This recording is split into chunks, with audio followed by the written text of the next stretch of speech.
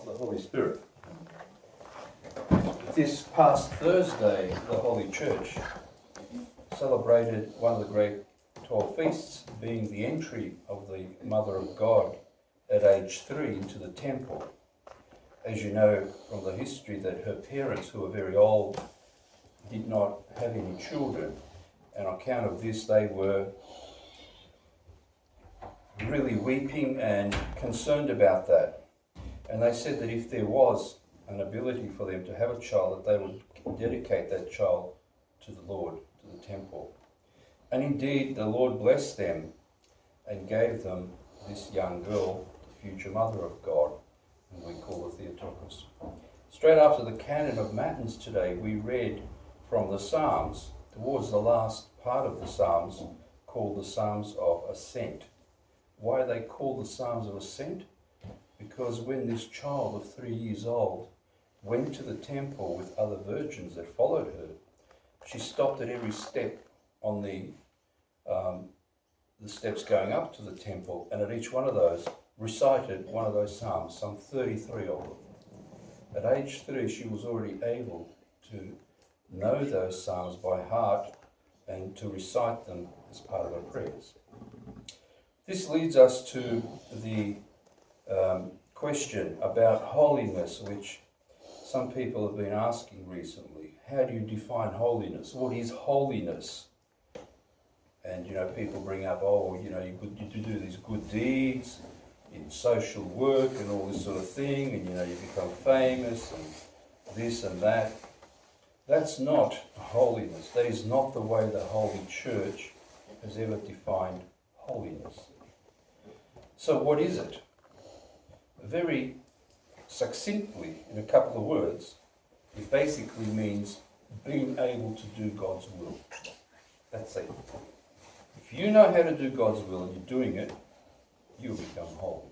Of course, that's a problem, because we are with the fallen flesh and are thrown about by various passions and temptations.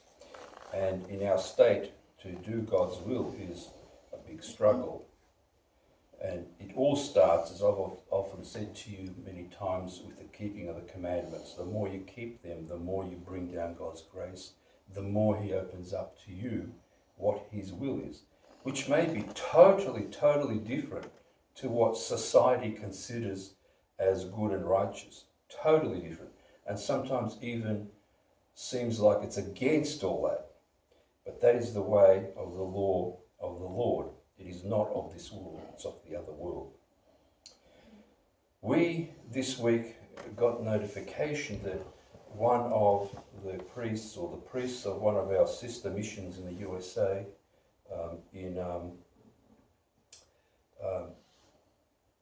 Reno, city of Reno, of the same place where Las Vegas is, also a gambling city, passed away. His name was Father James Barfield, of whom we have a photograph of him there. He wasn't all that old, from what I understand. And he started the mission very similar to us, with the blessing of Father Herman, Father Seraphim, and the others, in very difficult circumstances, because first it was in Chico, California, which is Northern California, and then they moved to Reno.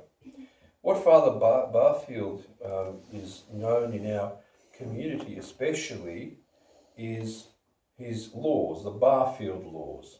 It's not that he actually thought them up or anything like this, because they're all straight from the teachings of the church, from scripture and whatever. But they are guidelines to those who are doing missionary work. And by missionary work, I mean not just going out and, talking to people to try and bring them to the church, but mission is anything to do with your own salvation, with your own work upon yourself, to be fixing yourself up for the kingdom of heaven. I'm not going to go through all of these laws, there's about a dozen of them or so, but I'll just concentrate on some of them. The very first one is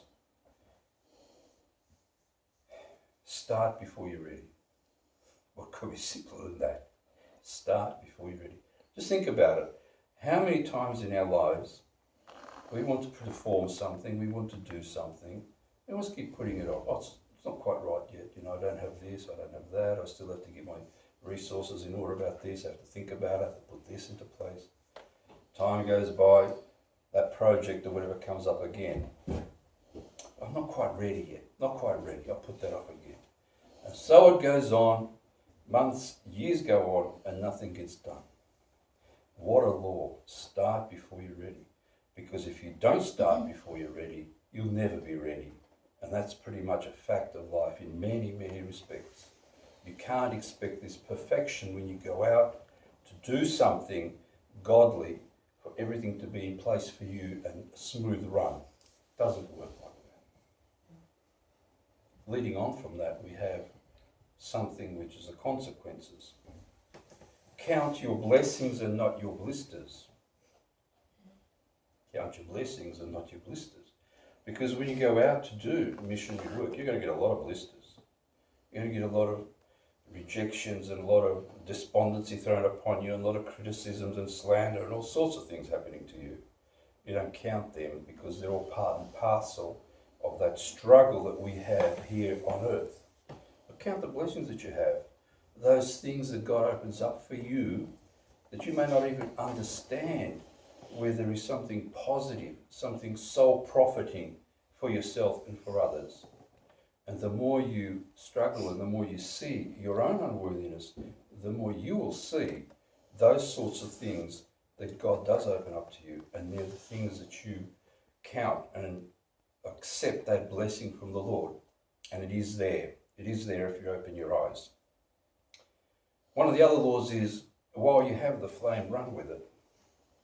This is pretty much straight from one of the biblical quotes about snuffing out the thrashing ox, or somebody who is starting to work. Don't snuff them out. Even though they may not quite understand exactly how to go about things, don't put them down. Don't snuff them out. If they're working for the Lord, if they're trying to do something, encourage them, help them, but don't snuff it out. Because I see that so often, and particularly from hierarchs, when people, the flock, want to do something, the hierarchs come along and say, no, you can't do that. I don't give you the blessing of this. It's sort of, I'm in charge and you do what I want and not what you want. Wrong. That's a wrong attitude. You don't take any notice of that. Don't let anybody snuff you out for a good deed that you want to do, but keep with it and keep going with that. One of the other ones is the preparation for having a missionary conversation. What's this missionary conversation which I keep bringing up to you all the time? Essentially, these things pop up when you least expect them, and in different situations. Right now we're in this sort of nativity period, coming up to nativity. Shop assistants, for example, are coerced into saying to you when you purchase something, Happy Holidays or Merry Christmas or something like that. Not that they necessarily mean it or they even don't understand what it means. But when they do that to you, you reply, Christ is born, glorify him. And maybe 1 in 100 you'll say, what? Christ who? What? You've got a missionary conversation going because you have an opening to explain to them what all that means. And that happens over and over again, not just during festival periods, but in all sorts of ways. Sitting at a restaurant, you cross yourself and a waiter notices you and says, what are you doing? Are you a Buddhist or something? Oh, no. Catholic? No. Orthodox? Oh, Orthodox. Jewish? No, not Jewish, no.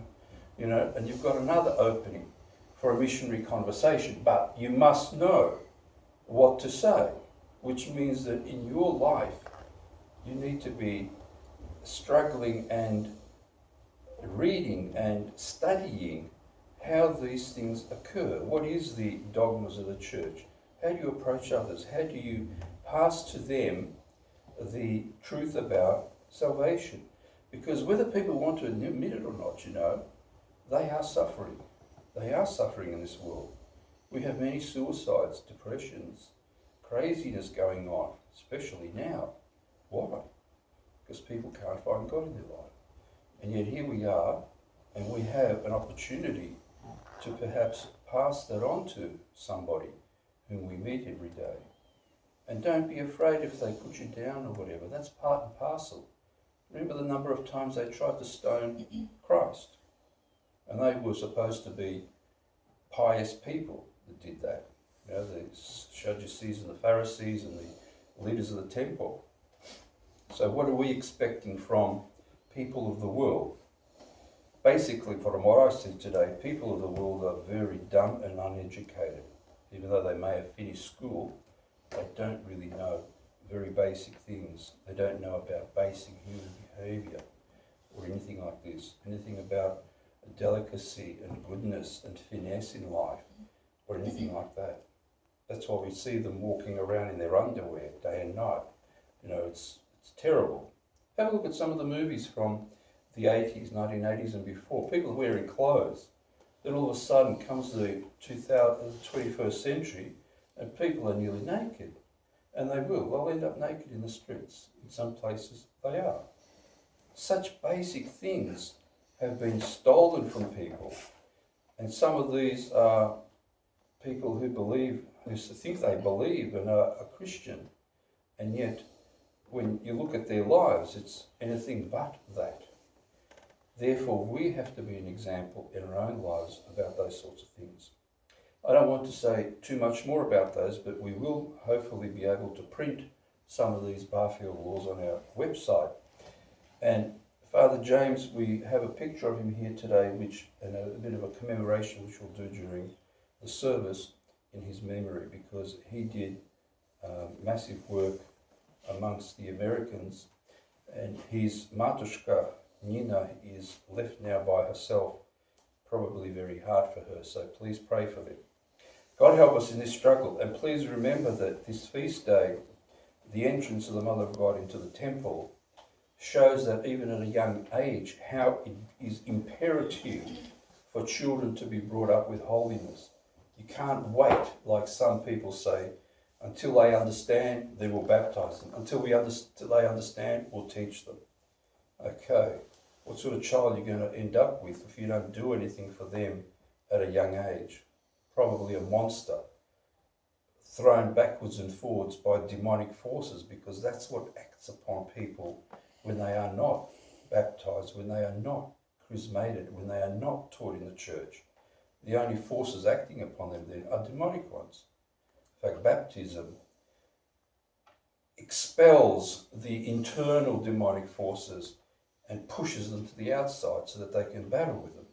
Until that baptism occurs, they are subject to the powers of those who rule the world. And right now, whilst we are in this fallen state, the world is ruled by the demonic forces. That will all be taken care of, the new heaven and new earth after the resurrection. But the ruler of the world, as Christ said, when he came to him at the garden, he came to condemn him and found nothing upon him. He is the ruler of the world. Of course, he can't overcome Christ's power, nor our power as Orthodox Christians. But if you look at the rest of the world, it's certainly under demonic sway everywhere you look. God help us with this struggle, and may we always acknowledge that in our life.